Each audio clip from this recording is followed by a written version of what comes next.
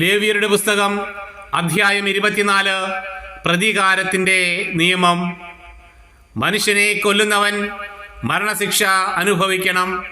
മൃഗത്തെ കൊല്ലുന്നവൻ പകരം മൃഗത്തെ കൊടുക്കണം. ജീവന് പകരം ജീവൻ. അയൽക്കാരനെ അംഗഭംഗപ്പെടുത്തുന്നവനോട് അതുതന്നെ ചെയ്യണം.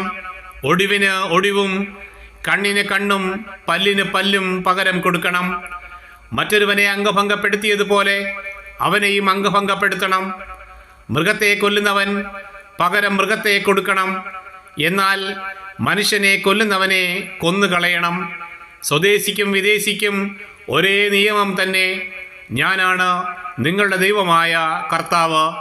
ദൈവദൂഷണം പറഞ്ഞവനെ പാളയത്തിന് പുറത്തു കൊണ്ടുപോയി കല്ലെറിയണമെന്ന് മോശ ഇസ്രായേൽ ജനത്തോട് പറഞ്ഞു. മോശയോട് കർത്താവ് കൽപ്പിച്ചതുപോലെ ഇസ്രായേൽ ജനം പ്രവർത്തിച്ചു.